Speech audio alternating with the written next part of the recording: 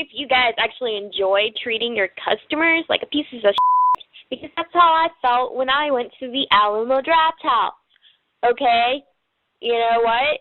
I didn't know that I wasn't supposed to text in your little crappy-ass theater. It was too f***ing dark in that place for me to find my seat, alright? I was using my phone as a flashlight to get to my f***ing seat. So excuse me for using my phone in USA, United States of America, where you are free to text in a theater. I was not aware that I couldn't text in your theater, all right? I've texted in all the other theaters in Austin, and no one ever gave a fuck about what I was doing on my fucking phone, all right? And it was on silent.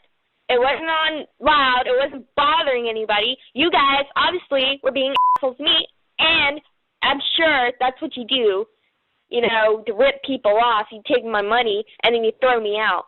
You know, I will never be coming back to your Alamo Draft House or whatever. I'd rather go to a regular theater where people are actually polite. And, you know, I'm going to tell everyone about how you are. And I'm pretty sure you guys are being on purpose. So thanks for making me feel like a customer. Thanks for taking my money.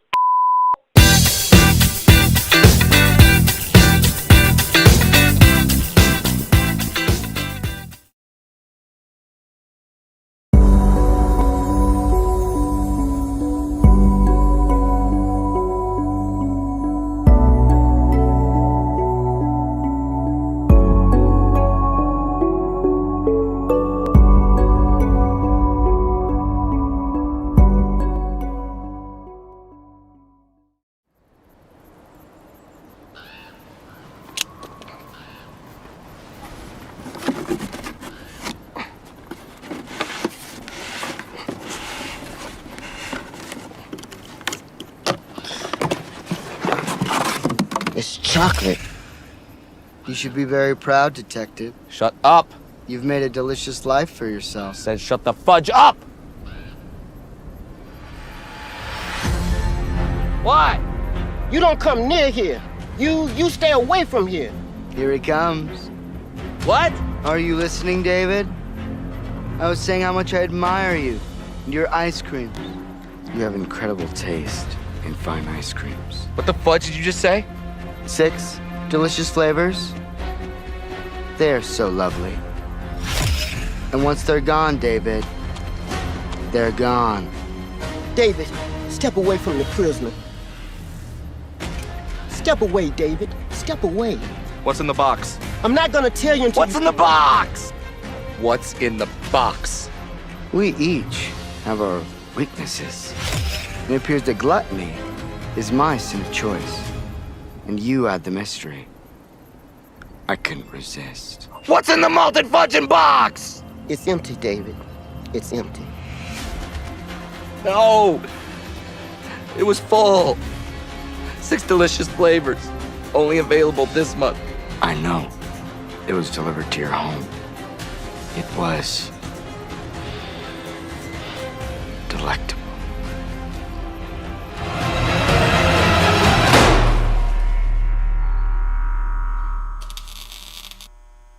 Do you think anybody's gonna get, like, offended by this? Just tall white Karens. Monotony. It comes in all shapes and sizes. Dull, tedious, just plain boring. But what is this? A contender, perhaps?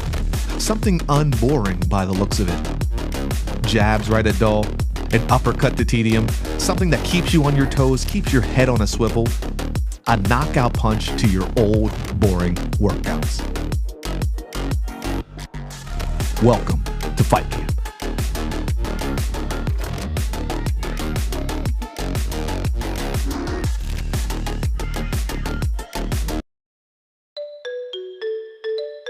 The Greening the Gateway Cities program provides trees that are planted by DCR foresters and crews hired from local communities. When you sign up as a potential tree recipient, a forester will visit your home or business to determine the best location and species of tree for maximum energy efficiency. Easy care instructions are provided, and it's all free. Find out if you are in the zone and learn more at maurbancanopy.org.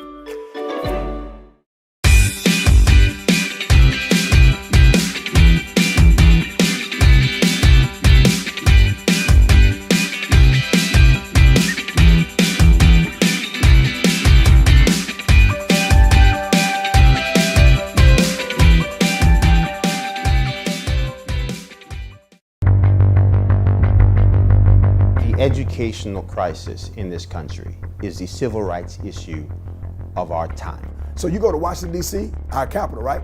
Go right down the street. Some of the worst schools in America are less than 2 miles from the state capital. As a family, how was our report card? Show me a lazy child, I'ma show you a lazy parent. There was that village that was there. It is different. I mean, because you're dealing at times with a lot of trauma. And that trauma sometimes may be caused by the school, but a lot of times it's outside of school. It was a very chaotic household. There was always someone yelling, someone fighting, the cops being called. Students don't care how much you know until they know how much you care. You know calculus, who cares?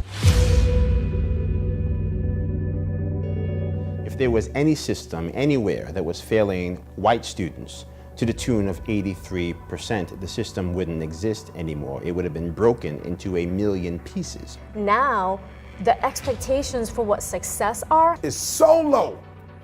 Like, we're letting kids make up work. You can make it up. Don't worry about it. Do it again.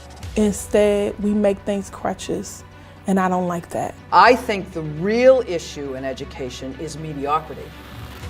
The person who comes to work every day and just does the job. You have failed these students.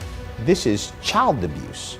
And those who have abused these children should be held accountable.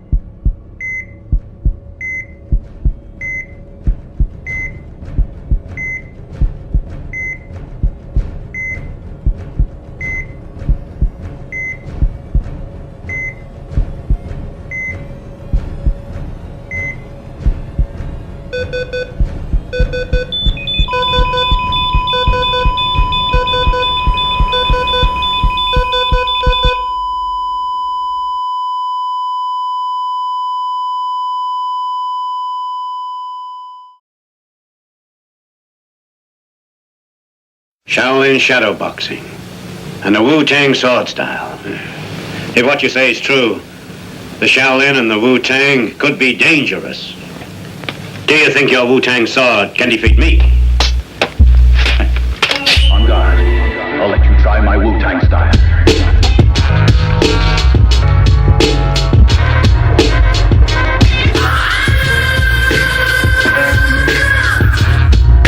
Same with you. Same with you.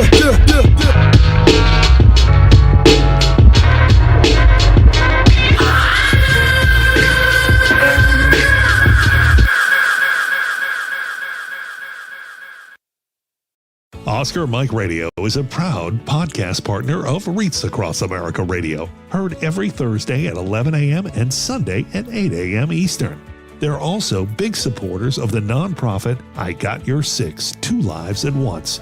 And with every wreath you sponsor through Oscar Mike Radio, $5 goes back to this great organization dedicated to making a difference in the lives of veterans, law enforcement, firefighters, and first responders battling PTSD. 2 Lives at Once pairs these brave men and women together with dogs rescued from kill shelters. In this way, 2 lives are saved at the same time by saving each other. Donate now. Go to reachacrossamerica.org/Oscar Mike Radio to help. That's reachacrossamerica.org/Oscar Mike Radio. This campaign is about a new vision where our streets are safe, our schools are succeeding, and our local economy is growing. I stand here not as a candidate for mayor, but as a lifelong member of this great city. There will no longer be the city side and the school side. There will only be the Brockton side. Let's roll up our sleeves and get to work.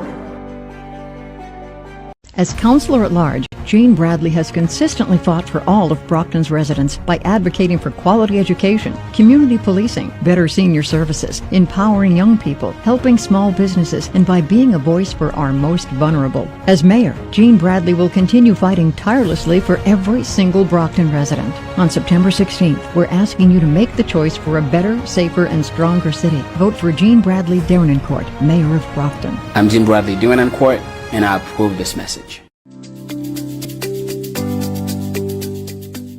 Grew up and graduated from Brockton High, built my career here, and today I'm a proud homeowner and now Vice President of Northeastern Savings Bank, serving the community that helped raise me.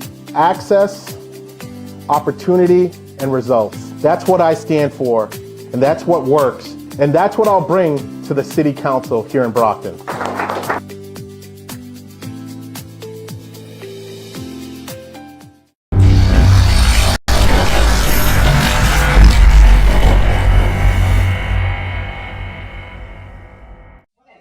At the risk of repeating myself, I'm going to say again, in plain down-to-earth terms, speak as though you're under the power of the ultimate spirit in the universe, the ultimate mind, the ultimate force.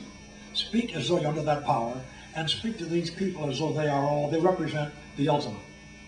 They are the force, they are all creation, they are God, they're all creatures on the live. We are singing in a chorus, all our voices. So listen with your entire being to these people, because they are coming from the center of their being. Something beyond all words, even the word God, because you can't name this.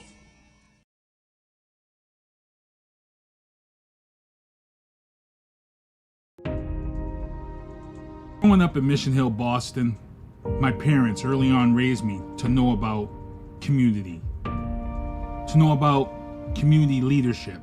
The positive role models like Brother Blue, Melnia Cass, and Mel King. Community leaders who inspired growth. Community leaders who inspired the next step. Well, I'm Keith Hayes, and I'm running to become Ward 5's growth into the next step.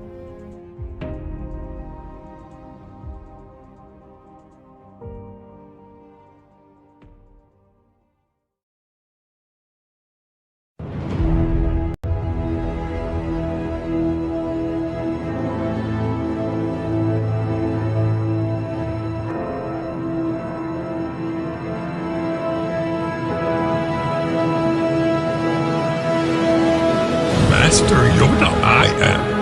And listen you must to hulazoom.com.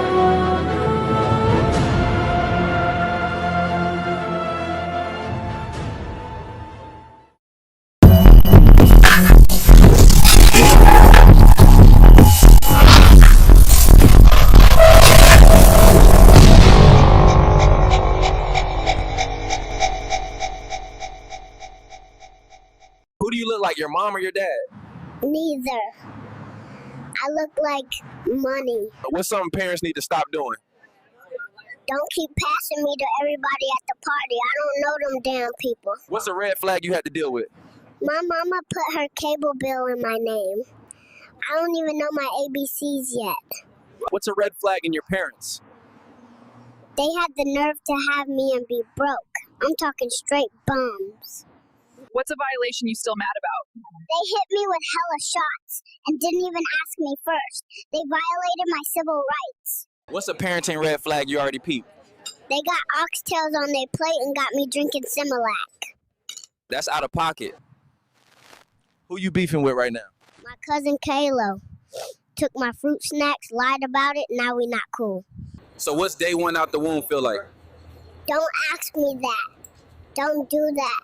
I'm still processing. What's a red flag you noticed early? They call me stinker butt, but it really be they booty stinking. Don't project. What's a parenting red flag you'd report? Letting the iPad die mid-video. What's one thing you're not rocking with right now? Tummy time is a setup. I'm fighting for my damn life. What's something they do that's mad disrespectful? Acting like I don't smell myself. Change me, bruh. What's one thing your mom did that raised your little eyebrow? She thought having me would keep my pops around. Now look at her, still solo. What's something your parents do that's way out of pocket? When they always want to be in my face saying goo goo gaga, but breath be like boo boo caca. What's a red flag in a parent? When they use me as a tax write-off and just to pop bottles in the club with the money. What's something your parents do that's not it? When they throw me a birthday party just as an excuse to turn it into an adult party and get drunk. What's something you knew about your mom that was a red flag?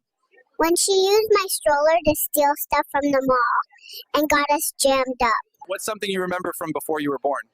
When I was in the womb and something kept poking me. I didn't know what it was, but I don't trust it. What's something you noticed about your parents? Mama said Daddy's broke. Daddy said Mama's broke, so who paid for my stroller then? Somebody lying. What's something your parents do that don't sit right with you? When my mom mixes my apple juice with water like I didn't notice, keep thinking shit sweet, because I don't. What's one thing you know about your parents?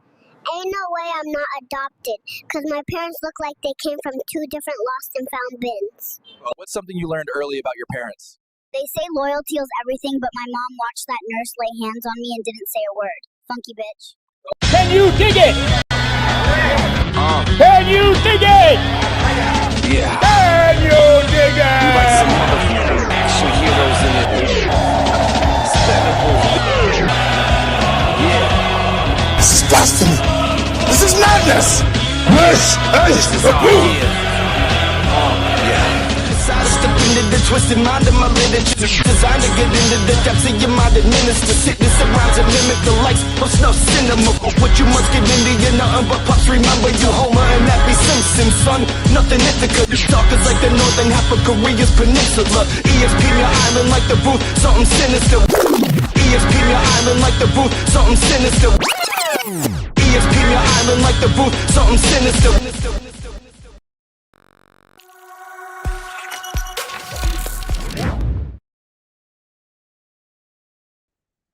Since one broadcasting live in the City of Champions, you are watching The Booth, and we are flying along here. It is, as you can see, is August 26th. This is Labor Day weekend coming up. Cheese and rice. And you know what? I blame, before we get into everything, I blame Mother Nature. I got to put a middle finger up to Mother Nature. Why? Because, you know, this summer started, we had 16 weeks of straight rain for 16. So when everybody says, man, that summer went by, it did go by fast. 16 straight weekends of rain. Take that away, that was pretty much half the summer. So crazy stuff. I got to give a big thanks to all the supporters. Last week's guest came on the show, Cindershine, Noube Rateau. Noube Rateau had his movie premiere. We're going to talk about that. I got to thank everybody on there. I got to thank my sponsors, MDB, Michael Douglas Barretto, MDB Electronics. If you got a controller, Xbox controller, got to get it fixed. Send it out to him. 48 hours back to gaming. Look, we got coming into that third quarter. Crucial games are going to be coming out. The new Battlefield 6, new Gears of War redo.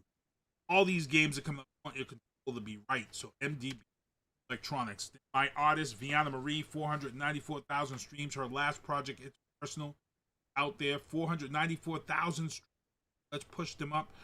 Working on her next project. It's called Blacklisted. And then Tactical Target Systems. See me go to the range. Those are those zombie targets that you see me have. And then I Love Boston's black-owned business, Marlon Williams, down there in South Shore Plaza. Those are the T-shirts that you see Celtics players and Bruins and Red Sox and Patriots players sport. They do the championship rides on the duck boats and things of that sort. I Love Boston's. Down, check him out. And ladies, if you want to take some photos that you never thought you'd take for a special loved one or a special friend or just yourself, reach out to Kimberly Ann Empowerment Photography. He will get you feeling in the right mood, make you feel self-assured about yourself, boost your self-esteem. You can take these pictures that Never thought you could take my artist Vianna Marie there in Underwatch Protective Services, black-owned business, Old Patrol, Foot Patrol, armed guards, unarmed guards, event security, and private security. Reach out to Daryl Smith of this company. Big shout out to him. He's helped me out with a couple of things already. Need some protective services. Please, please, please reach out to him and check him out. Also, call Larry, 774-826-5649. Reach out to Larry if you need some stuff done. Why is this thing live?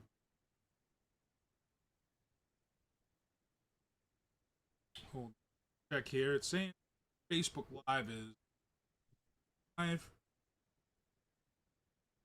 I'm just going to check some stuff and do some producing on the fly here because we're saying we're not going out on Facebook Live right now. Just want to check that and see if that's the case.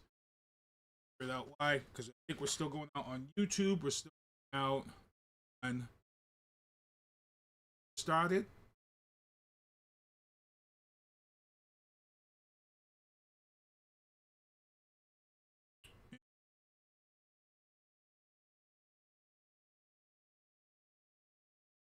Down. Try to get Facebook up.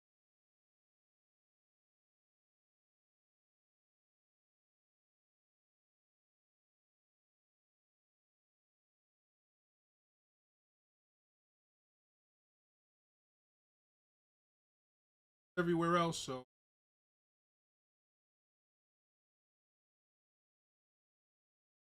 right, and then call Larry is my guy. So let's get into, before we get into the news booth and introduce my first guest here, let's get into the news booth.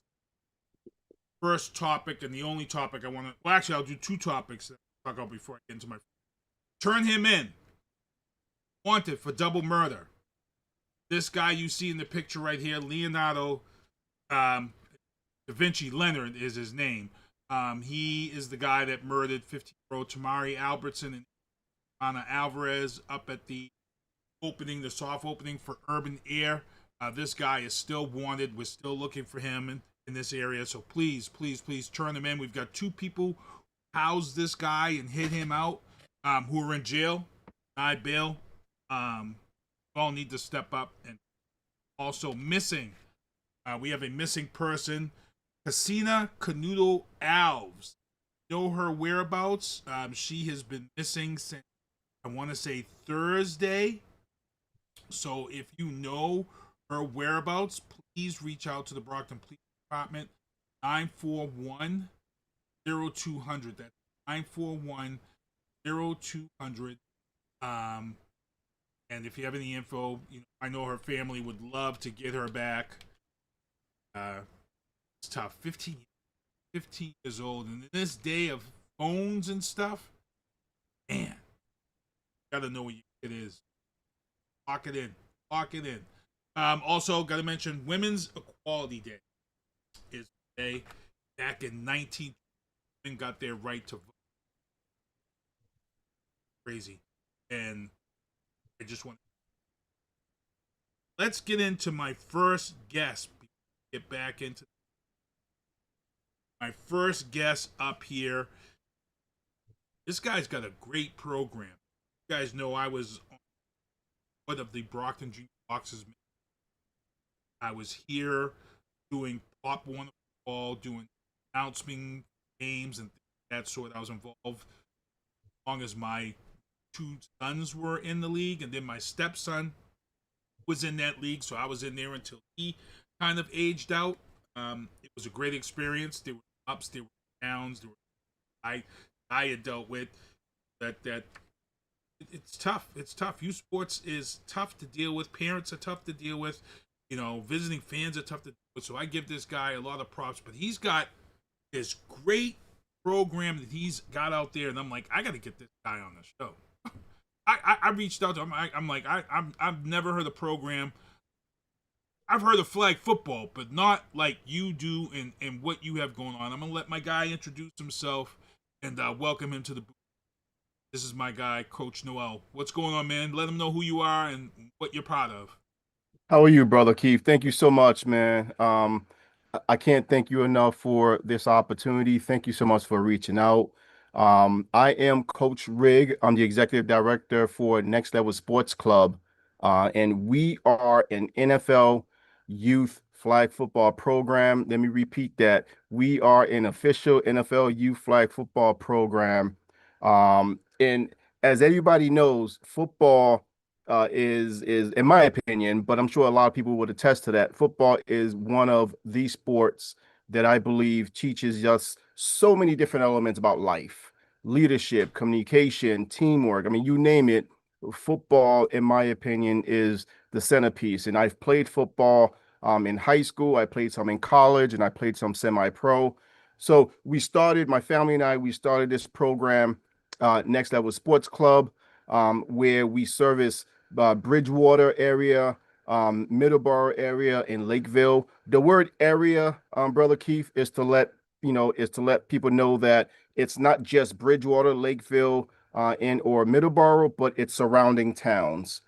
We have a number of families who sign up their children to come play in our program because the way our program is structured is by age. I'm sorry, let me repeat that. Let me back up a little bit. Our program is structured by grade, not age. And the reason why we do that is this gives us an opportunity to pair up kids that are slightly younger and kids that are slightly older and give them an opportunity to be on the same team where we are forcing them to demonstrate key critical skills around leadership, communication, teamwork. Like, for example, it's just a fascinating thing to see a child who is 4 years old instructing a child who is 5.5, maybe 6 years old. Hey, you're in the wrong position. You're in the wrong position. Move over or spread out more. The play's coming your way, right? And then vice versa. The older child is acting as a mentor for the younger child as well. And what you have is a reciprocal leadership dynamic that is happening. Like I stated, our program is by grade, and we have multiple divisions. The first division, Brother Keith, is K-1, which starts at age 4. The second division is 2-4. The third division is 5-7, and then 8-11. So that's sort of the infrastructure of our program. We've been in operation for a little bit more than 3 years, and the program continues to grow. We have such a phenomenal team behind us. Our core staff, and then a number of volunteer coaches, other staff that participate in really helping the program be what it is. In addition to that, let me also put a plug. In addition to that, we are intentional about hiring high school and college young men and women and putting them in a position of leadership where they are serving as referees. These are paid positions, right? I remember when I was in high school, and even before that, in middle school, I wanted to work, right? And getting my first check, even if it was like $60 to $70 or $80, whatever that amount was, right? That gave me a sense of independence. Right. So we are hiring. If there are any high school dedicated, responsible high school and or college young men and women, please reach out to me. My information can be sourced on our website, www.nextlevelsportsclub.net, and just check on, just go down to the tab that says we're hiring, and the job description is there and folks can apply within. So yeah, that's our program, brother. Nice. And you have a program that, I know here in Brockton in baseball, we had a special division for kids with autism and stuff. But for you, I'm surprised to see that you actually have a special division, those type of. Absolutely. And thank you so much for for bringing that up, and I would be remiss if I did not. And I appreciate you you mentioning it. So another division which I failed to mention, I apologize to your audience, is called YADA, Young Athletes with Different Abilities. I am the instructor for that division, and these are young boys and girls that have a variety of neurodiverse challenges, autism, some physical, whatever it is, right? They come into our program where we are instructing them and teaching them the fundamentals of football. And you see how dynamic and amazing and just powerful these kids are, right? We underestimate, their abilities because they have special abilities, right? And to the common folk, that special abilities might not, unfortunately, there are some kids that don't get that level of attention that they need. But for us, we view their special abilities as superpowers, right? We challenge them to be their best selves. And I'll give you an example. And I think the mom and dad for this young man, I won't say his name, but I think the mom and dad for this young man wouldn't mind me using him as an example. So there's a young man who's in a wheelchair. Okay. His communication skills, he doesn't talk like you and I does, right? His form of communication is through almost sign language in a way, and he communicates in a way where he's actually demonstrating what his needs are. Right. And when you see this young man go through the process of, like, for example, catching the ball, right, and understanding the fundamentals of catching the ball from the waist up, right, and putting your thumbs together, right, or from the waist down and putting your pinky together, and watching him remember these fundamentals week in and week out, right, and then putting it into practice week in and week out, and demonstrating how to throw a ball and catch a ball week in and week out. That's superpowers right there, man. Right. And we don't treat our young athletes with different abilities any different than our quote unquote mainstream children. Right. All of our children across the board in our program, they're just phenomenal young people. So I really appreciate your mentioning that. YADA, Young Athletes with Different Abilities. Athletes with different abilities. I like that, YADA. Now, how do you? Because I know that one of the things when you see some kids with autism, some of those kids contact, they have real sensitivity to different contacts. Do you have any children in that league that have that sensitivity, and how do you get them to get past that or be able to work with it? Yeah, we've had children in our program through the years and through the seasons that the example you just gave, right? And I think part of it is to meet them where they're at, right? Meet them where they're at, and develop trust with them, right? Their parents are phenomenal partners in this, right? Because we would not be able to do this without their families being involved and highly involved. So that's number one, is the partnership that we have between their mom, their dad, their caregivers, whoever that might be. So that's the partnership. And then secondly is meeting them where they're at, right?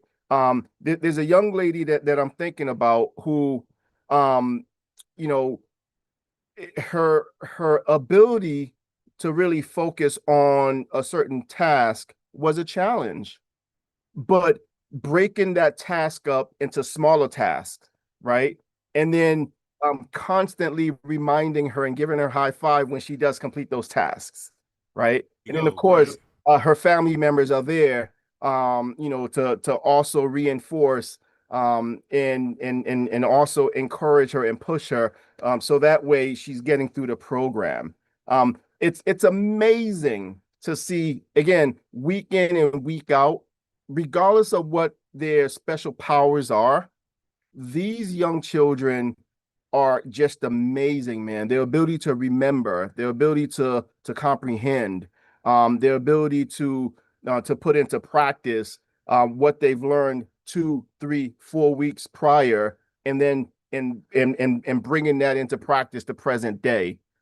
So that's just an example of, of how we're able to meet them where they're at, and really working in partnership with the parents to really give them an opportunity to be out there and not be treated any different than the other children.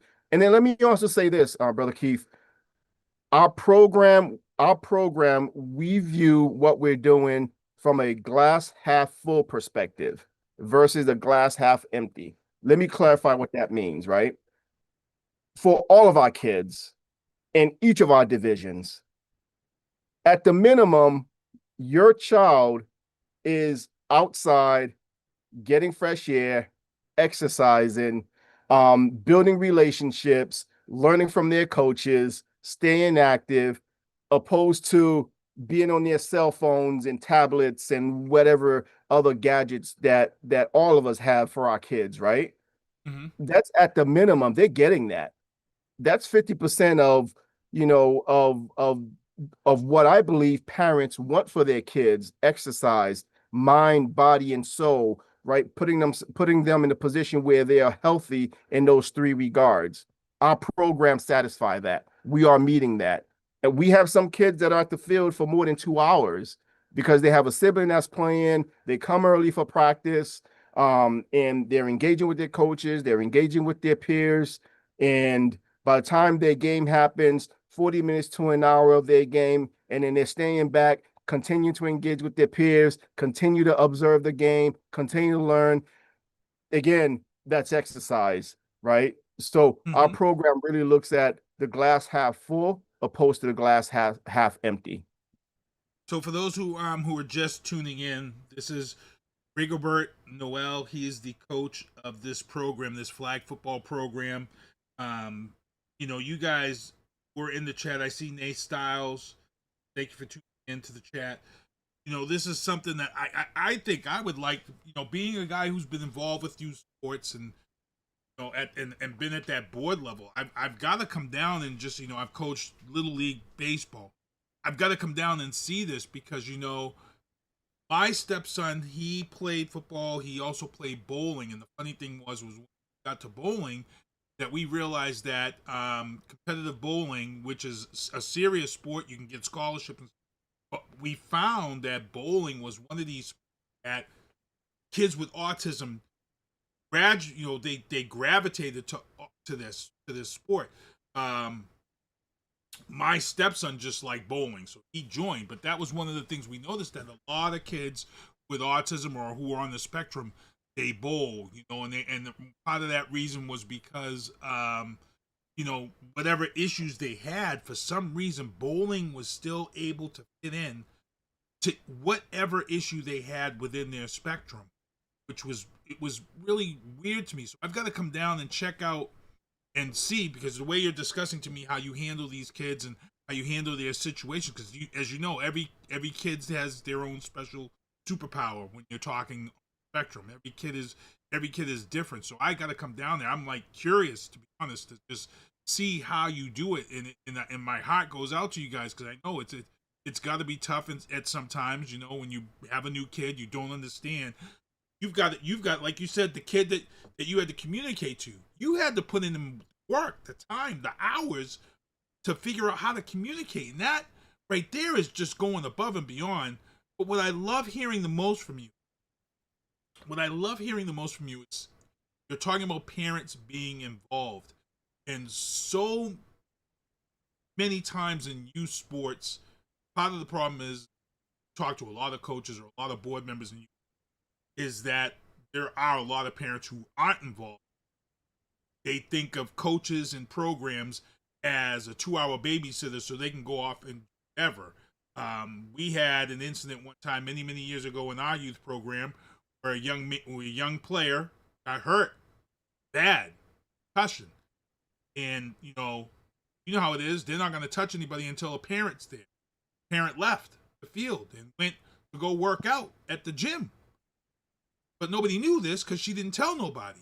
You know what I'm saying? So here we are, her son's injured. Then she comes to the field, and Now everybody around here is the bad guy because this is this, and it was like, no, you're the bad guy. You left the field, and I love the fact that you're saying, that these parents are sticking around with their kids and helping you guys get through to their kids and help their kids. I love that atmosphere. To me, I got to come check it out. Yeah, I like seeing positive parents. Yeah, absolutely, man. Listen, as a father myself, and I'm also a papa. I have four grandchildren. Unfortunately, my family and I recently lost our newest. But she's my granddaughter, right? So I have four children, four grandchildren, and one of the greatest gifts of my life as a man, as a husband, as a child of God, as a athlete, as a coach, the many hats that I wear is having the opportunity to coach my kids, right? Especially my boys, and teaching my boys about the game and helping them to mature from boys to young men, right? Today I have my oldest son, who's 19 years old. He's a sophomore in college. My youngest son, he'll be 16, and he's doing some fantastic things on his own in sports, but pouring into them, at a young age, for me personally, as a father, is one of the greatest things ever. My daughters, as they were growing up, they weren't really into sports, but being there as a parent and supporting them in their endeavors, right? Good, bad, or indifferent, and really pushing my kids as best as I possibly can, and my grandchildren to be their best selves. So what am I saying here? The greatest gift as a parent is to invest in your kids, right? And if you do that, you're going to put them in a position where, their God-given talent, whether that be sports, academics, music, and these are they're not one or the other, because there are a lot of kids out there that are super talented in so many ways, right? Let me back. I didn't say that the right way. Every kid is talented and super talented in their own way, because each of us have our own special gifts. But there are kids that have multiple talents, right? It's really parents, really pouring and investing in their kids to give them the platform and the opportunities to tap into their superpowers, to tap into their talents. And if we're not doing that as parents, then what are we doing, right? Right. So our program really develops. Our program really creates a platform that allows families to do that allows families to partner with us. The example that you gave of this mom, for whatever reason, that unfortunate situation happened. But for us, right, we have policies in place, we have checks and balances in place. But certainly right out the gate, we make it very clear to all of our families, our coaches, and our staff that the centerpiece of what we do is to develop these young men and women. That's the centerpiece of what we do, right? And we can't shy away from that, right? And I'm fortunate and grateful at the same time that I have such a phenomenal team, my core team, our volunteer team, our staff, the people that makes the program what it is. And we've just been so grateful and so blessed, that we have a lot of families that tend to repeat and come back because they see the value in what we do fundamentally in terms of helping and partnering with these families to develop each child, however way we develop them. Gotcha. Now, what day is game day for you guys? So game days are Saturdays. Okay. We were very strategic about our approach. We go to church on Sundays. We didn't want anything to interrupt the Lord's Day. But our games are Saturdays. We have our fall season coming up, fall 2025 season coming up September 13th. We kick off September 13th. We also have our spring season. So it's fall, spring. We run summer camps. We are in conversations about what we might do for the winter, as a lot of families have been asking. But I won't share that strategy right now. But certainly our fall 2025 season is coming up. I would certainly encourage your guests, if you have a child that is 4 years old through 17, sign them up, right? You're better off putting your child in a program that will help develop them, not just athletes, but develop them as people. And come check out our program. It really is a dynamic and powerful program. I know I'm biased. I'm saying it because I'm the executive director of the program, but certainly, the testaments that we've heard from a litany of families and children that are in the program, they're really thankful and grateful for it. Now, if you guys are all just tuning in, if you click the synopsis of the show, I do have links to this gentleman's program in the synopsis of the show. So if you want to click the link to his IG and click the other link to the website, that will get you there. I see a lot of people in the chat. Nate Styles, again, thank you for watching. Renee White, thank you for watching. Letitia Noel, is that the wife? That is my boss. All right, I gotta say hello to the boss lady. She here watching, making sure you saying everything correctly. We don't want her cursing you out after you get off the air. No, man. Listen, the Bible says the man who finds a wife finds a good thing. I'm so blessed, man. 21 years plus. Ooh, God bless you. And we're raising our kids.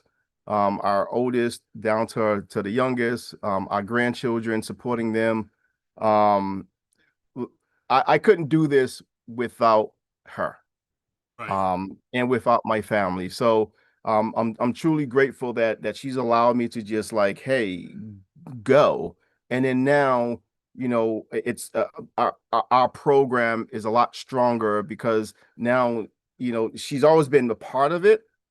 Now she's handling our social media marketing strategy. She's our director of operations. Like, the hat that she plays in our program is just a phenomenal hat. So I'm really, really grateful, for having her, not just my wife, but just a centerpiece of what we do. Yeah, that working together is a great thing.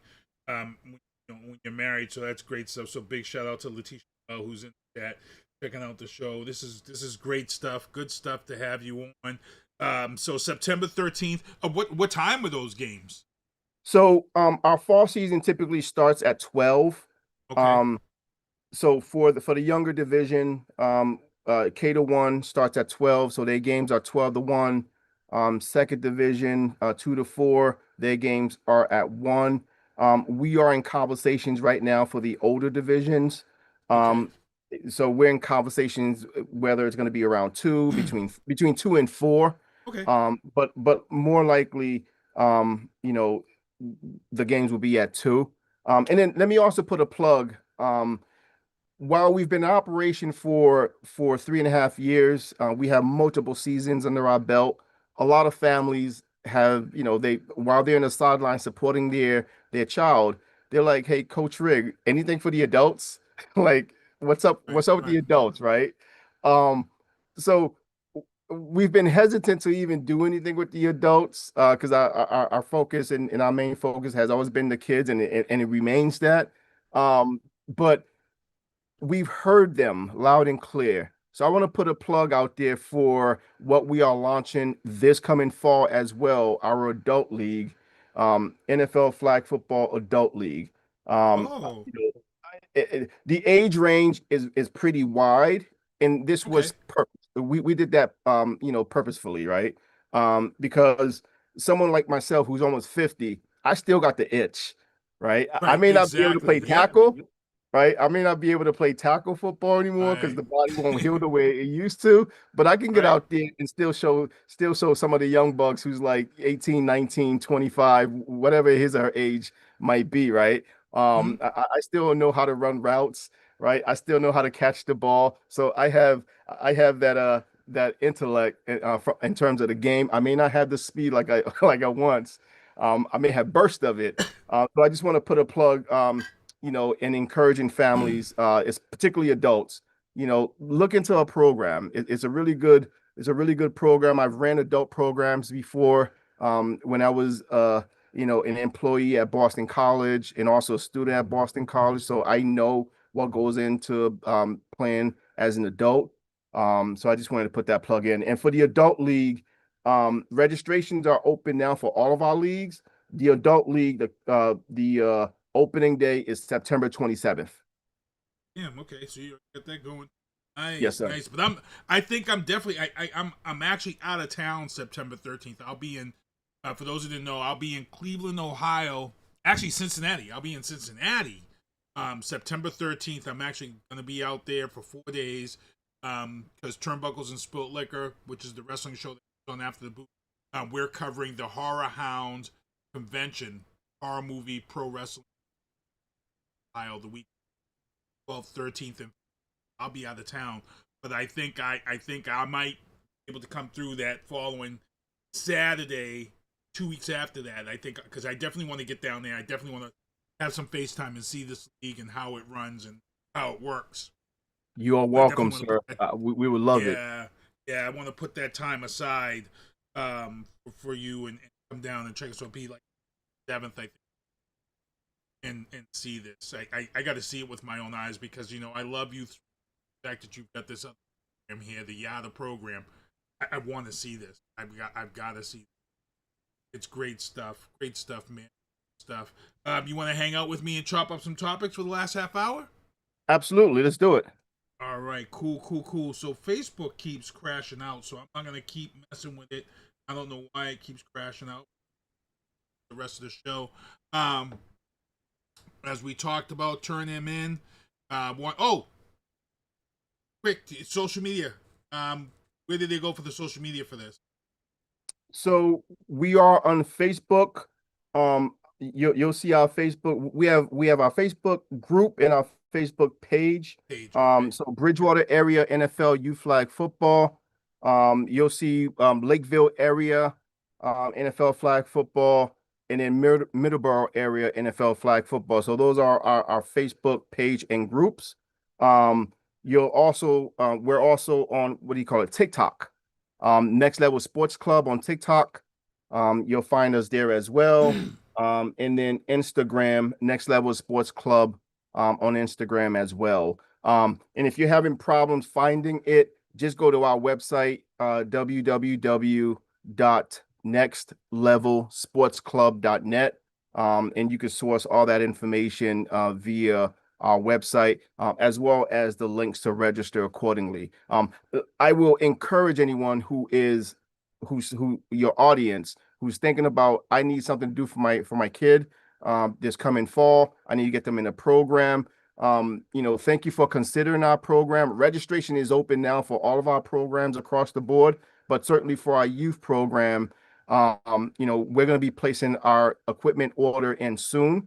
And our goal is to have all of our kids have their equipment on day one for opening day. So the sooner you get your registration in, then the easier it makes life for us in terms of placing our order and ensuring that your child will have his or her official NFL jersey as well as their flag belt ready to rock and roll on September 13th. Nice, good stuff, great stuff. Everybody, like I said, this is something. I'm out of town the opening week, so I'm definitely going to be there and there to support this event. You have to be here to support something. Definitely something that I want to be involved with. Check out. I love it.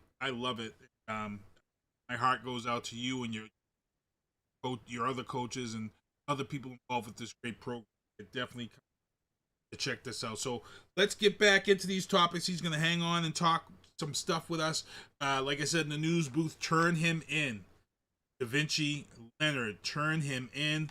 Also, Cassiana, Canuto, Alves. Cassiana, Canuto, Alves. Missing. Please turn in the information. 941-0200 is Also in the news booth, Brockton Business Journal names Jeff Charnel, who's vice president of commercial banking at Northeastern Savings Bank. He has been named a 40 under 40 honoree. So please check out and give your congrats to Jeff Charnel. He is also running for counselor at large here in Brockton. Also in the news booth, hey, it's the weekend. I got to mention it. This is it, Labor Day weekend. Don't get Storrowed. You're coming here to bring your kids here to college in Boston. The limit on Storrowed Drive is 10 feet. If you got somebody that rented a truck and they're bringing your kid here, make sure that truck is under, because we here in Boston, we get so mad. We get stuck in traffic on the weekend on Storrowed Drive because somebody didn't read the big signs that they have on Storrowed Drive telling you no higher than 10 feet. They got signs as big as, and we still, it's become like, it's almost like a Massachusetts holiday. It's like a massive, when Labor Day hits, everybody's like, oh, here we go. You know what, Brother Keith? Can I share some thoughts about that? Yeah. I suspect the people that are finding themselves stuck, in Storrowed Drive, they're probably from out of town, right? So here's a recommendation that I would share with anybody who works for U-Haul and some of the other companies, right? If anybody is renting a truck, ask them specifically what's your route, and let them know stay off of Storrowed Drive, because if you don't, you're likely going to get stuck, or you're going to find yourself in a situation where you might have to get state police to assist you in backing up off those low bridges. Yeah, and if the state cop or whoever seems like they're very upset with you because you Storrowed, they are upset. Because here in Massachusetts, it's like, man, it's like every September we got to go through. Yep. For me, I'm like, stay away from Storrowed Drive on Labor Day. You don't want to be stuck with, and some of these people, they don't even stop. They had one last week because people started coming last week. They had a guy, he didn't even stop. Tore the whole roof off the top of the truck and kept going, and then realized he was missing. So again, people, it's that time of year. We got to drop the PSA. Remember, the height limit on Storrowed Drive is 10 feet max. Not 11, not 11.5, not 11.1, 10 feet. Got a U-Haul, it better be less than... You would think U-Haul would just let them know. If anybody, send out that... You should be... If you're at U-Haul, you should be sending out that memo to anybody who's coming to Boston. Hey, let them know. We renting this truck. Oh, I'm taking my kid to college in Boston. Oh, okay, you got to avoid this area. Like you said, you got to avoid this area. Because if you didn't get that insurance on that U-Haul. Oh, my goodness, man. You paying. Also in the news booth, hey, I take the train. I commute in Boston to work by train, and I saw South Station and all the trains in Boston have these signs all over the place. Ready to see your science become a bestseller. Align your genius with your obsession. Your beauty is this, and it says reach out to Oddity Labs. So I'm like, man, this company is putting a lot out there in marketing. And I said to myself, man, I got to see what this. So I looked up this company, Oddity, and what Oddity specializes in is pretty scary stuff, people. Oddity is a company that is based in AI molecular reconstruction. So right now, one of the things they're doing, they have a whole bunch of biological stuff, but their main thing that they're really getting into, they're talking about look into the mirror and all this stuff. They're about to use AI to molecular reconstruct stuff that people have been getting surgeries for. Like getting the stuff removed under the eyes, the bags removed under the eyes, or maybe those crow feet moved from under the eyes. They're talking about all this. I'm telling people, just go on the site, odditylabs.com. Go on there. It is this is the type of stuff that we saw in science fiction movies where You know, that you won't have to go to a plastic surgeon no more. Go to this Oddity, and they're hiring people who know about all this cosmetic stuff, and it's AI is molecular reconstruction. I'm actually going to try to reach out and get somebody from this company on the show, because I really want to know, how deep does this go? How, if AI is breaking down the molecular reconstruction of your body and getting rid of these features of I don't know. For me, that I think we're headed in a bad place, man. When every time I hear AI, I don't see nothing good coming out of AI. It all looks good on the surface for what we're talking about now, but for me, I've watched way too many. I've seen the Terminators. I've seen it all, and in all of them stories, AI has always been the bad news. Yeah, listen, brother Keith, I'm right there with you. You know, while I can appreciate innovation, I can appreciate, you know, technology making our lives a lot easier in some aspects. But when it comes to messing with how God has constructed me, right? For me, I'm just like, I won't even put a dye on my hair.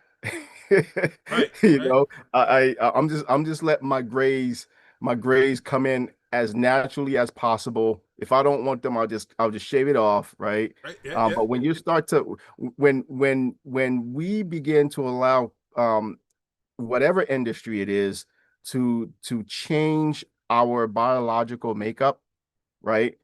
That's businesses acting as God. And for me, I get it, man. Everybody wants to be youthful and look youthful and everything. You know, I'm grateful that I am growing and aging as fine wine, as they say, and it's happening naturally. So yeah, that's scary.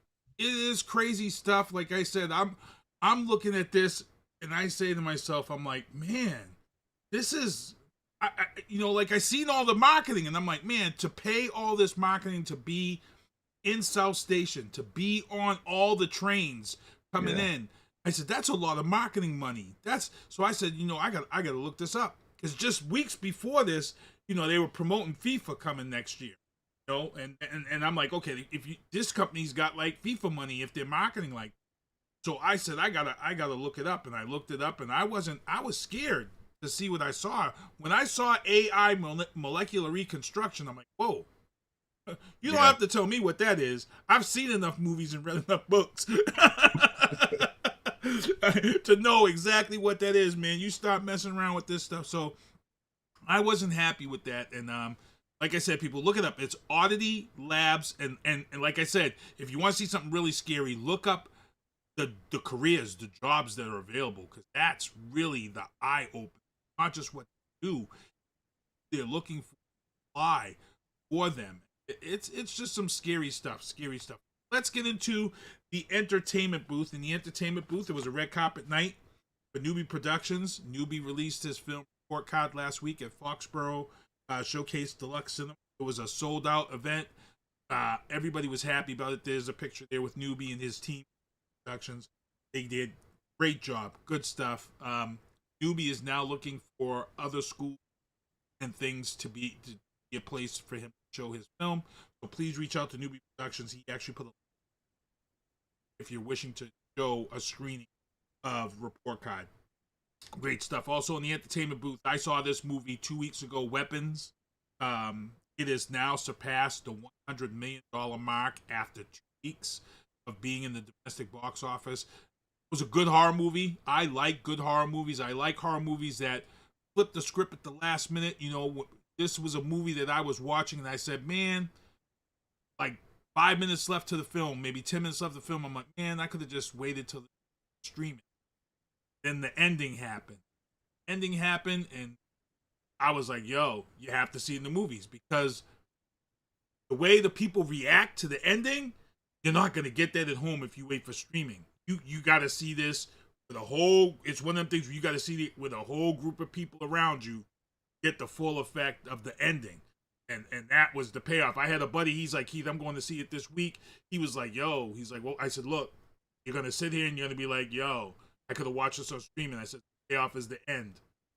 He hit me up. He's like, Keith, you was right. You had to see it in the movie. Ending clutch. 100 million. I'm real good on that. And here's the thing, people.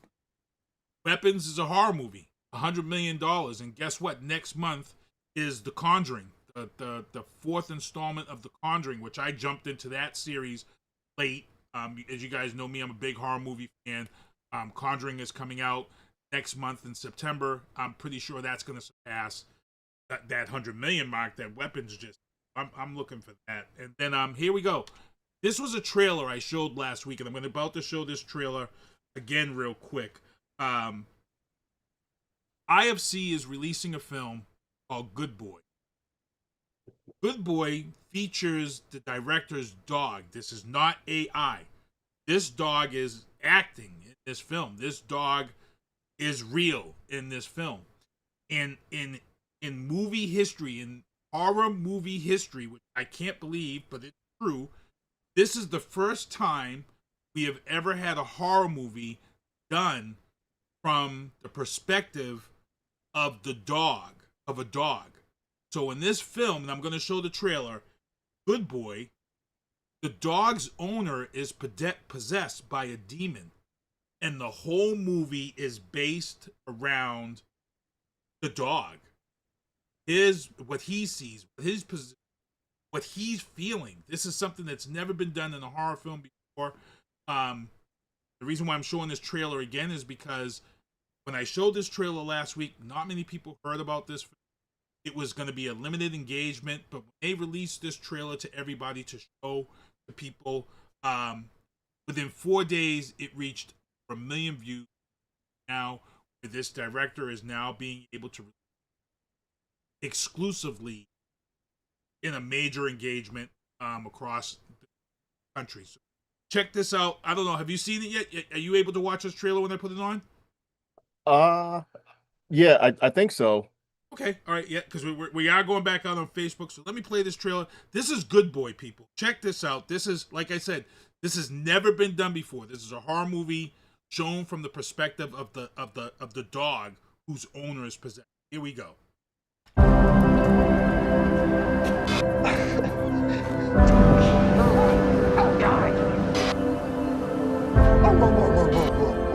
Look who's here.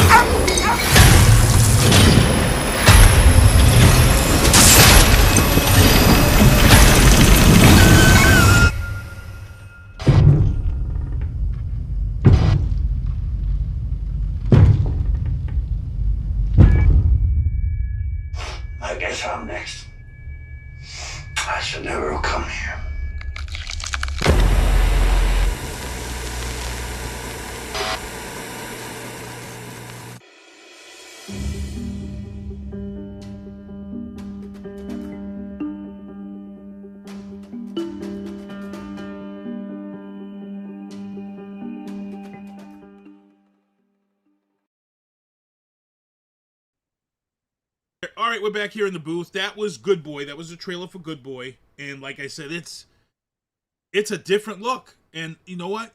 A lot of people love their dogs. A lot of people love their pets. A lot of people are probably going to see. And now, here we go. Getting into the sport. My son said I'm reading too much into it. We're at 7:56. So for those who don't know, this is the only news I'm going to put out there I'm happy with. So Taylor Swift and Travis Kelce have just announced today They are engaged. And this whole thing reeks because I love sports. I love professional sports. And of all the most, I love NFL football. But there are some things that I have felt over the years in watching professional sports and watching how sports is done. We've seen these rumors of sports being fixed. We've had this thing where we've heard how sports is controlled. Like, we're a fan of X-Files, the cigarette smoke. There are some things that I've pointed out to myself that I wasn't happy with. When you look at 9/11 and you say to yourself, okay, 9/11 was the worst attack on America. And then you look at two teams that were disrupted by 9/11 were New York and New England. That was week one matchup with the Patriots. But when you go back to 9/11, what was the team that won the Super Bowl that the underdog New England Patriots with America's colors? Before that, Dallas was America's team. You go back and you say to yourself, wow, that's weird. Right, 9/11 happens, the Patriots win that connection with the American flag and stuff like that. Then you go back to Katrina. Katrina happens, and the NFL loses New Orleans to Katrina. And guess who wins the Super Bowl 2 years out of Katrina? New Orleans wins the Super Bowl 2 years out. Why was it 2 years out? Because they had to rebuild the Superdome afterward. Okay, people? Boston Marathon bombings. After the Boston Marathon bombings, guess who went to the Super Bowl? Guess who went to the World Series? Guess who went to the playoffs? All three Boston teams that year. And some people could say, hey, that's tied into human emotion and whatever. But money rules, people. You talk about the Colorado Avalanche was a brand new team. In Nevada, Las Vegas, Nevada, was a brand new NHL team. They had a shooting, horrible shooting that year.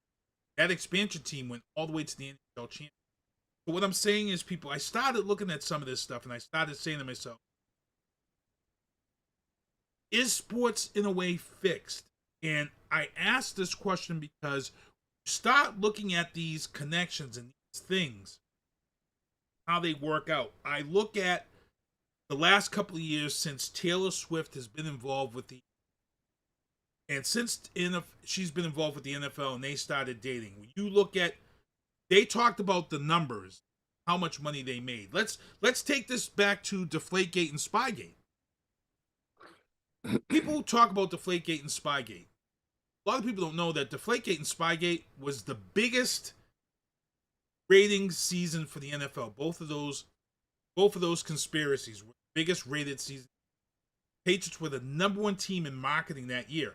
One of the things that Deflategate and Spygate did that people don't realize is that it kept the NFL on the main page of sports entire offseason. Nobody gave a crap about any other sport during Spygate or Deflategate. It kept and when people said Roger Goodell should be fired, I'm like, he's never going to be fired for that because it brought the owners in the most money, the most ratings, and the NFL gets its money off of ratings. So Deflategate and Spygate was one of the biggest, most profitable years in the NFL. Now we look at Taylor Swift now. Taylor Swift pops up dating Travis Kelce. For 2 seasons now, the NFL has prospered from what we call is the Swift effect, which is why they show her at every game on TV, why we're checking out this and that, and why. Last year, NFL alone made I think it was $31 billion from Taylor Swift being at these. Now they announced that they're married just 1 week out from the start of the season. And my son says, I think you're reading too much into this. I don't think so. Because here's my thing. Taylor Swift and Travis Kelce didn't have to announce a week before the NFL season is about to begin that they're getting married. Why couldn't they have done this in the off season privately? Why is the NFL sharing why was the NFL the first ones to post congratulations to Taylor Swift and Travis Kelce on their match? Why? Because they know that they're about to have all this money come towards the NFL from this marriage now. Here in Boston, New England, we've got Stephon Diggs dating Cardi B. I'm going to tell you right now, how many times are we going to see Cardi B in the booth this year? I'm not happy with it. I'm not happy with the way sports has been progressing. I've been a fan of professional sports for a long time, and I'm unhappy at the fact that ESPN purchased a betting website now. ESPN owns a betting website. I don't like the fact that the number one sports, which is supposed to be unbiased programming for sports, owns a betting network website. I don't like that. Number one. Number two, I don't like the fact that all these teams are now in Las Vegas. For the longest time, way back in the 80s, we all remember the UNLV scandal of shaving points, and professional sports was like hands off on Vegas for many, many years. But once gambling gets accepted nationwide, guess what happens? Now got the Las Vegas Raiders. You've got baseball teams out there. You've got basketball teams out there in Vegas now. I'm not happy with the fact that we have professional in Vegas. Let's go back to the draft this year with Mr. Sanders. And I know you wanted to talk a little bit about this. And I felt like a lot of people brought race into the fact why Shedeur dropped in the draft. And I was like, I could see that if Shedeur didn't end up going to the same team that was going to draft him in the first place. Here's the thing. When you watch this draft, the NFL draft this year broke a record in ratings for the first time ever. It had its largest ratings ever. Why? Because everybody was tuned into the drama of Shedeur Sanders dropping in the draft every day, second day. You're trying to tell me that a coach's son, who's this major YouTuber, accidentally got Shedeur's number on day 3 of the draft and accidentally called him. And I said to myself, Shedeur's dad, Dion, who we all love, but Dion's a marketer. Dion is a marketer. And I said to myself, at the end of the day, Shedeur Sanders still got drafted to the team that was supposed to draft him in the first place. And everybody talks about, yeah, but Keith, he lost all this money by getting drafted lower. No, he didn't. Because Shedeur was sitting on this NIL money because all these college guys have been getting NIL money for the last 2 years. So Shedeur really isn't losing money because he's already sitting on a ton of money in NIL funds. So think about that. And now they've started this whole thing where they've got Shedeur right now, week 1. He's the number 3 starter for the quarterback for the Browns. They've got Kenny. Well, they just traded Kenny off.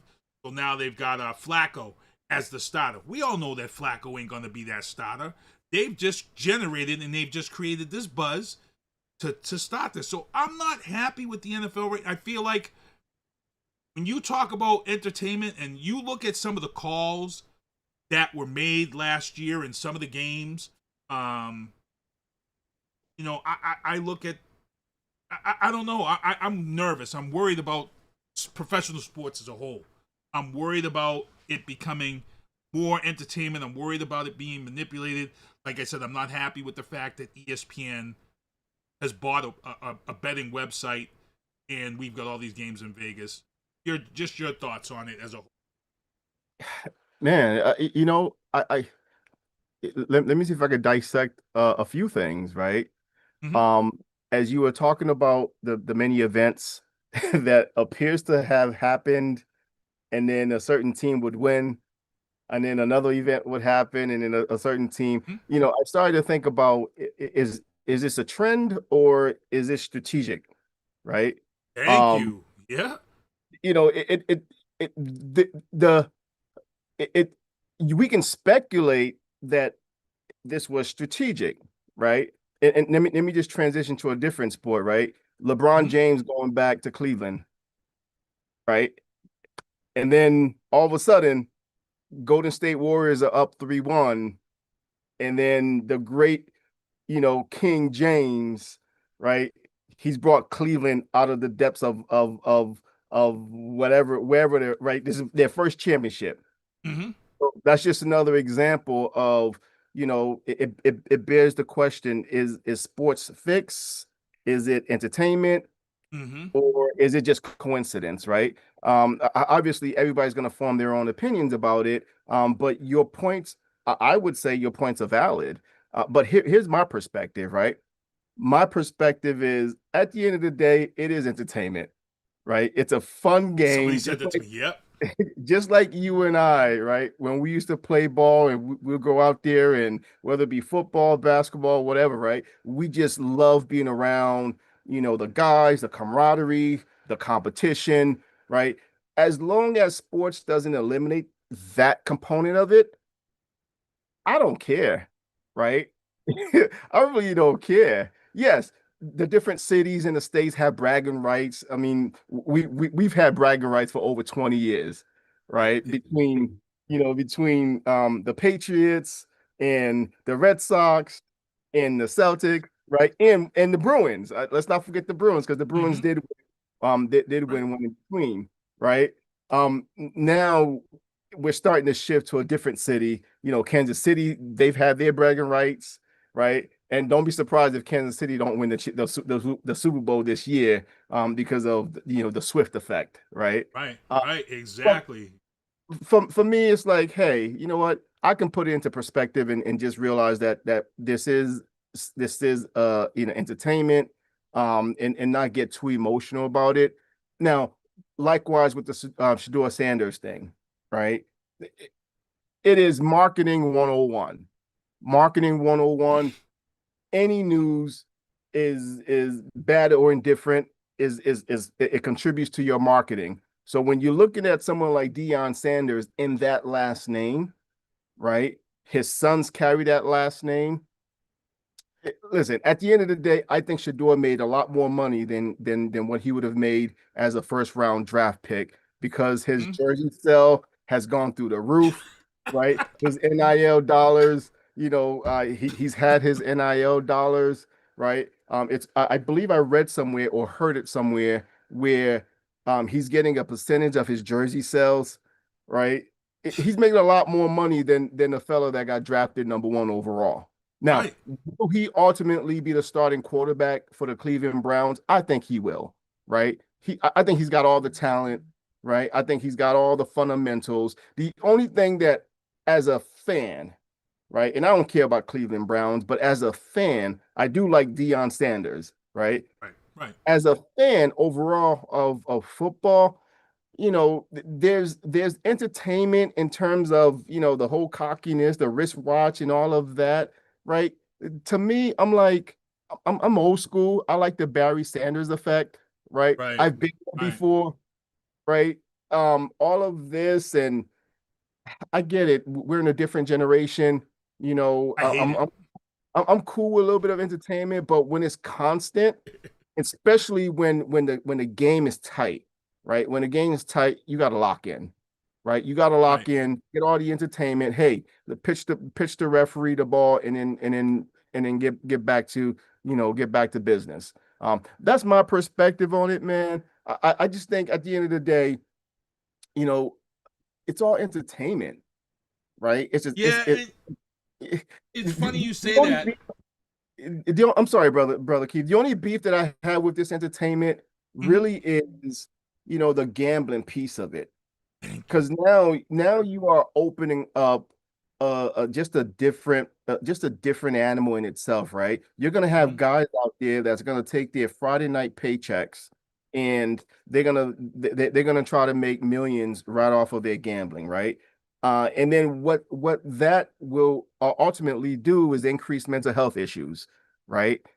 Perhaps divorces in families, right? Perhaps broken, you name it. There's a slew of things that's coming down the pike as a result of gambling. I'm not saying that you can't buy a scratch ticket, but when you have people that have certain addictions, and then now these addictions are made readily available at a click of a button, right? That's going to create some other issues that, honestly, I don't think the NFL or any other sports association is going to deal with, because we've had the NBA and NFL last year quietly suspend or fire officials and players because they found that they were betting, and you would think that a player or an official would definitely say, "Hey, put this 10 grand on this for me." But these guys are just so, I don't know where they, like you would think you would have somebody else place that bet for you so you don't get, but they're not. They're just still not even realizing. And you yourself, you're a coach, and one of the things I noticed the shift in sports here when Belichick was on his way out, and sports radio here was blasting Belichick because he sat Ramondre Stevenson for fumbling the ball. And all of a sudden, sports radio on Monday was like, well, he could have let him come back out. He sat him the whole game, and we lost the game, and blah, blah, blah. And I'm saying, wait a minute. For 20 years, we've heard, do your job, and you're going to be held accountable. And next man up.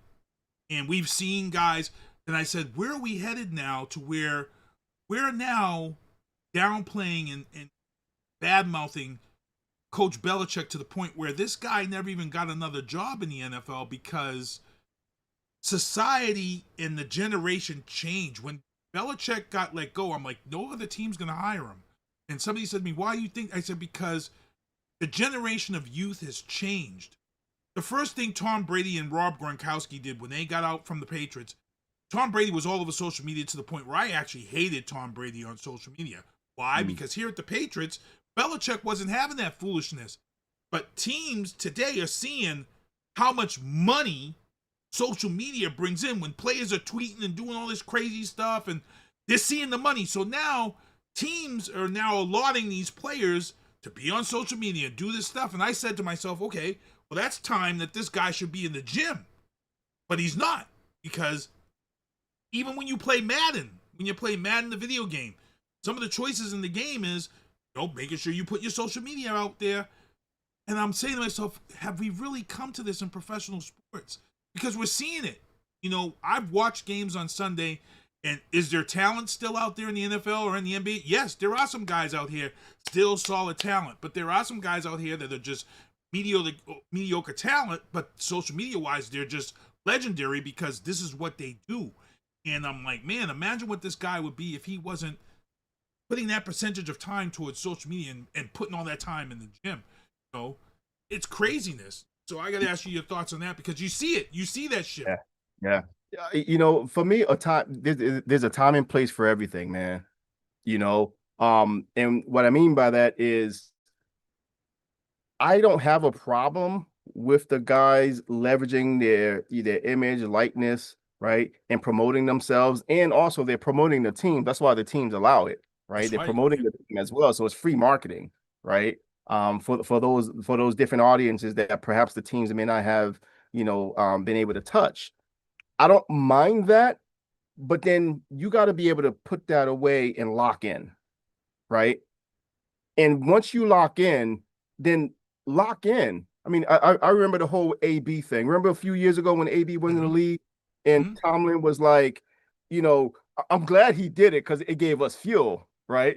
But that's an example of like someone who's not locked in. And, unfortunately, you see a lot of it today with the younger generation, right? They're so distracted from the mission at hand. I mean, can you imagine the military tweeting and social media, and we're about to go, right? Because and I use the military as an example because a team dynamic is similar to a military. You're going to war, right? You're going to compete against that other team, so you got to be able to lock in. And then after your mission is done, fine, go back to the media, go back to your social media, and do whatever you got to do, because that's part of your image, right? That's part of your likeness. And I support the younger generation getting as much money as possible, leverage it.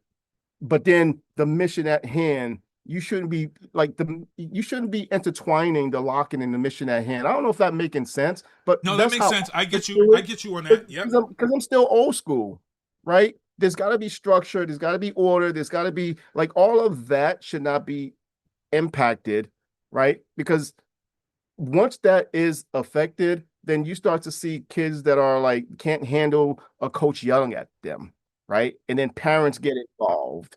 And then before you know it, now you just have this big old drama, where, people talk about emotional intelligence, right? Well, I think our youth today have to be able to understand how to separate, certain aspects of their emotions, right? the world doesn't love you. That's just the reality. So even if you're on social media, the reality of it is that the world doesn't love you, right? It's fictional.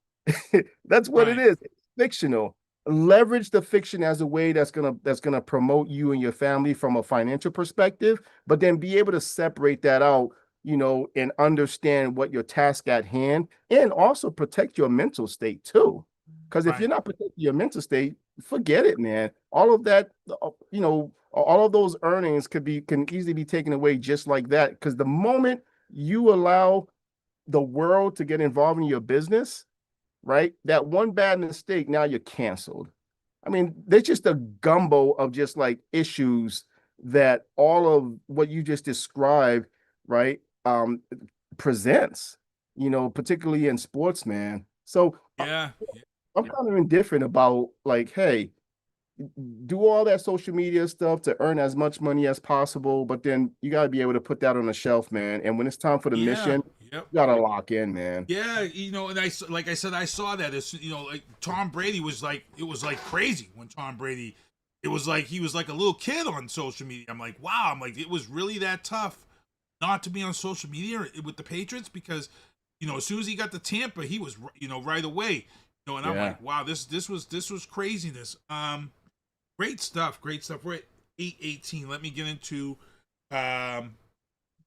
Trump troubles, my political segment. Oh, actually, no, I got the legal booth. Let me do my legal booth first, because my legal guys are coming on next week, so I'm just going to keep these short and sweet. In the legal booth here in Massachusetts, a federal judge blocks Trump from cutting funding over Massachusetts sanctuary policies.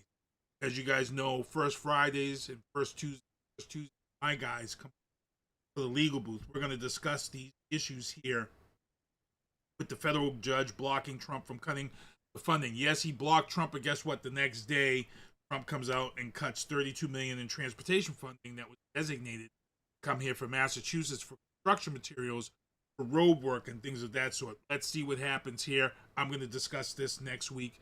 Table this for my legal guys here.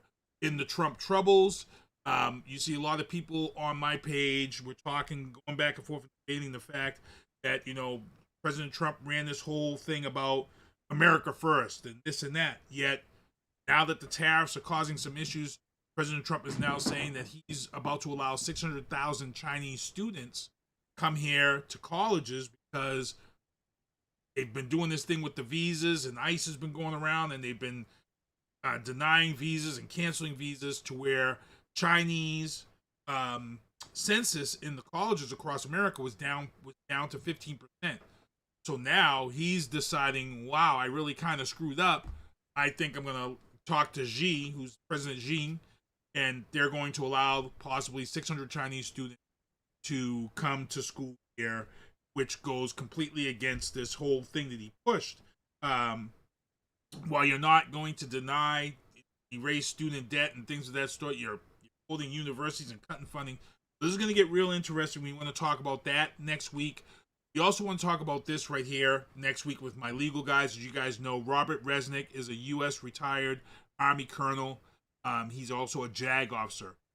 Common Defense is a group of veterans who put this statement out saying no rationale has been given for confronting American citizens with Army firepower.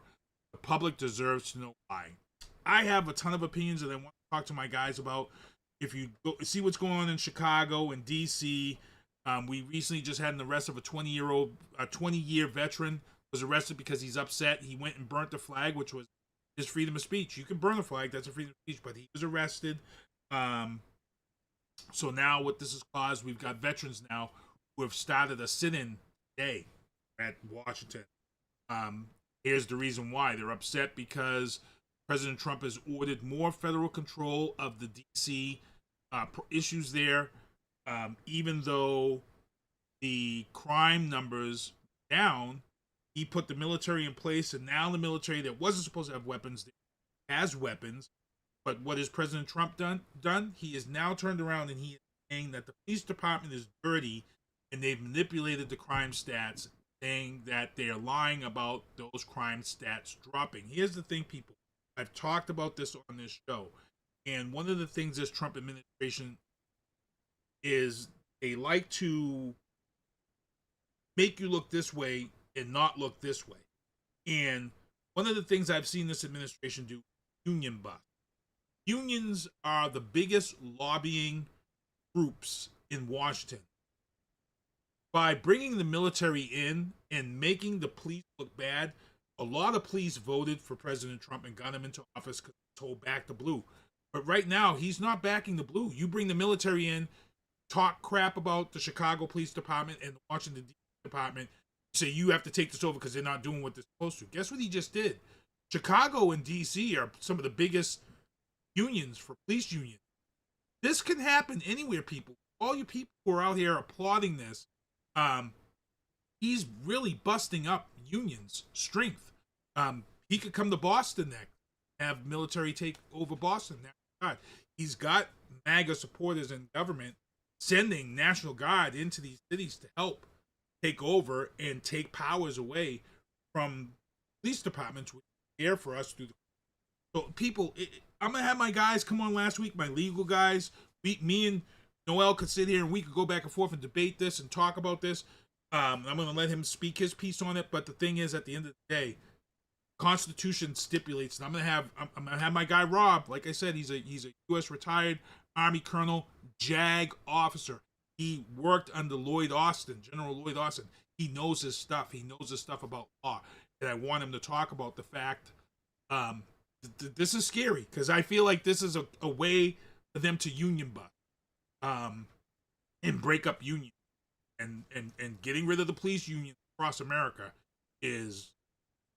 that's a lobby. That's a huge lobby to break up. AI, they've already got AI breaking up the commercial food and labor union by putting in the last couple of restaurants I've gone to, no server. Put your order in at the tablet, goes to the cook, and then somebody just brings your food out. If you go to there's a Chinese restaurant in Quincy. I forget the name of it. No server. You go in, you place your order, a friggin' robot brings your meal out to your table. So guess what? The server's gone. If your food order's wrong, who's at fault? You placed the order. You know what I'm saying? So now the onus is on you. You got the wrong order because you typed it in wrong. So they're eliminating that whole thing. The last 3 McDonald's that I've had to go into, I go through the app. I get off the train in the morning. I order my coffee in the app. I come there and my coffee's sitting right there. There's there's just one person there that keeps it moving. So people, this is crazy stuff. So I'm gonna let you talk on this real quick on the police departments being moved out the way for military. And I think the only thought that I have is sometimes we have to be careful what we ask for, right? We see a lot of jobs where the middleman's being cut out. And when you think about the middleman being cut out, that means that, there's an increase of unemployment, right? That means that there's a family that can't, make it an honest living to support, themselves, right? I think with innovation and some of the decisions that are being made, I just think we just have to be careful what we're asking for or what we've already asked for. It's unfortunate if you kind of look at the two cities where there's military presence, right? Those are cities that does house a good number of people of color. Is the military there for, quote unquote, cut down crimes? I don't know. I mean, there's a lot of food for thought in terms of sort of the strategy behind it. I don't know what the strategy behind it is, but certainly, it does create, sort of like some thoughts about, the why, right? There's right. Why. And some of his comments at the press conference, he said African American women with MAGA hats love me.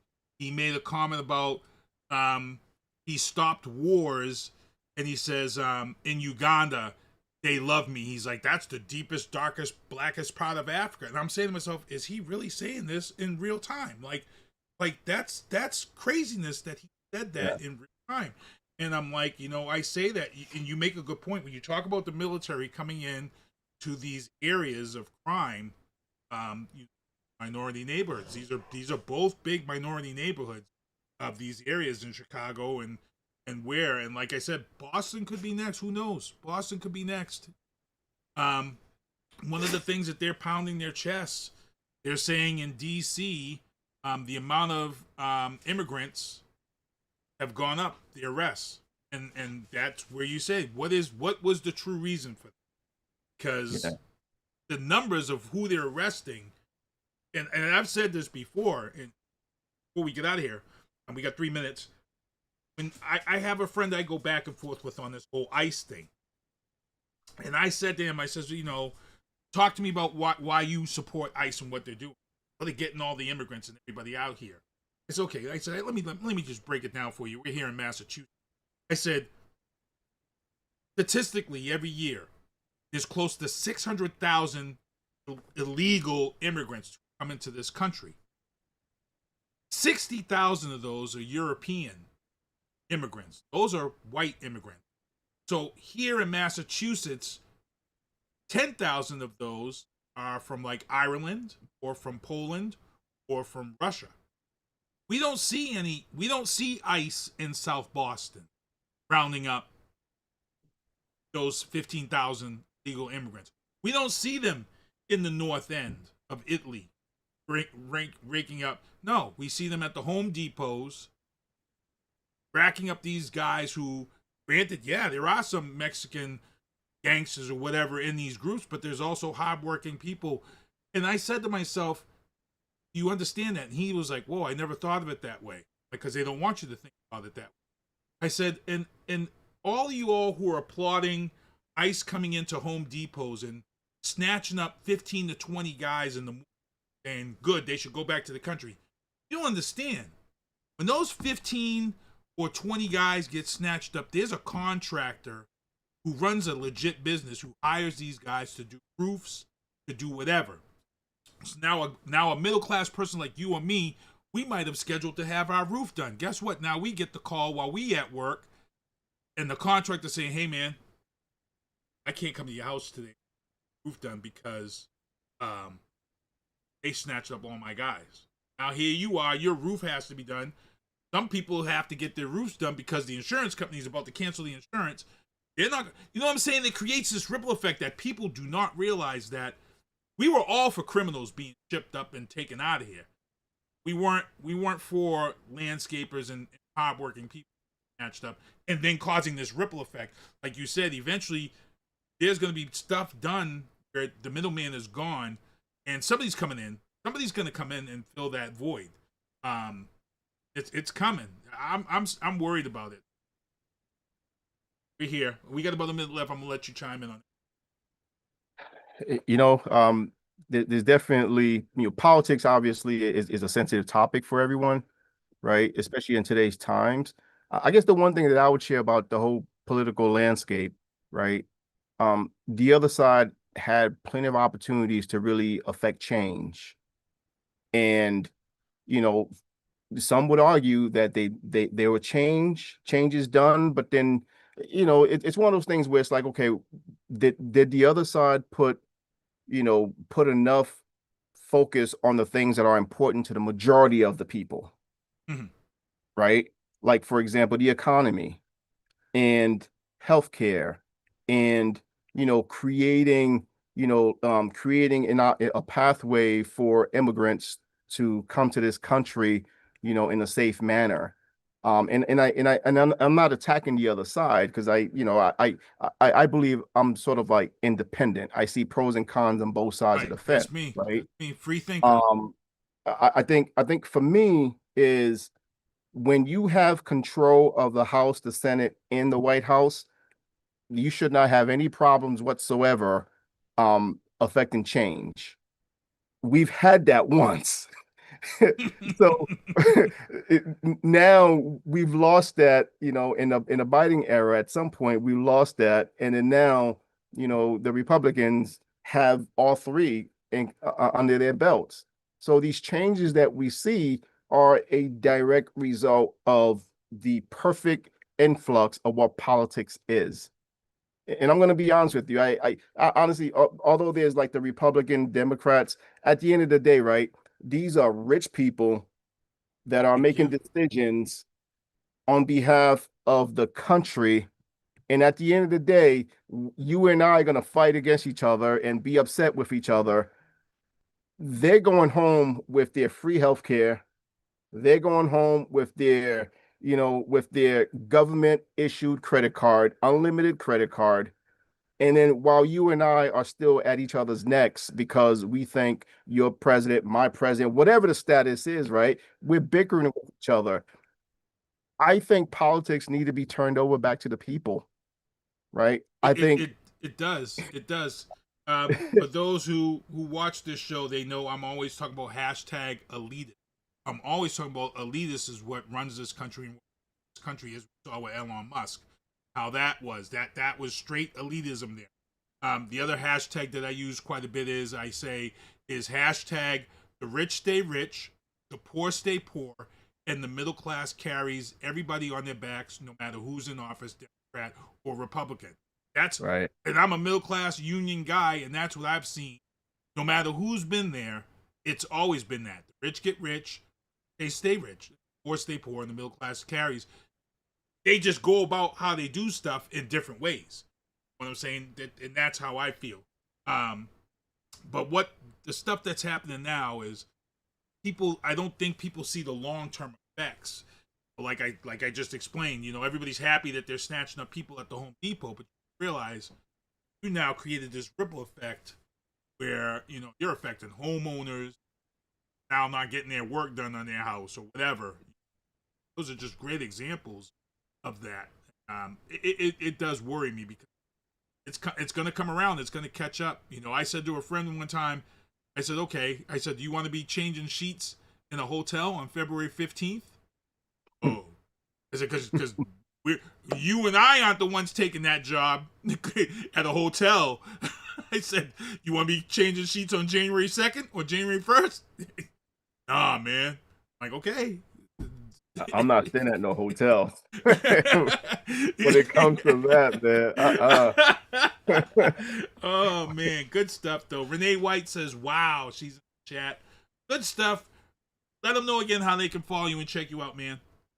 Once again, Brother Keith, thank you so much. Next Level Sports Club. I'm Coach Rig. NFL U Flag Football. www.nextlevelsportsclub.net. We're on Facebook, Instagram, and TikTok. Please look us up. Register your child today, ASAP. If you're looking for a constructive, positive program for your child who is 4 to 17, and also for any children that have, neurodiverse autism, superpowers for our YADA program. Check us out. You have any questions? All my contact information is on the website. I'm happy to answer any questions you guys have. Again, Brother Keith, thank you so much, man, for the invitation. Really appreciate the opportunity to let your audience know about this terrific program that empowers young people and really help young people develop in a manner that I believe and the team believes, we should be going in terms of like confidence, communication skills, leadership skills, the fundamentals that everyone should have. Nice, good stuff. And before we get out of here, let's get into my outro banners. Those are the beanies, the hats that everybody purchased. Those are the shows that I produce. So I got Turnbuckles and Spilt Liquor. We're talking wrestling. Got a good guest coming on. Bat Bus is offering the after-hours workforce transportation. So when Bat Bus ends their bus service, if you scan the QR code and download the Uber app, you get vouchers to discounted Uber. Also, Emerge Career.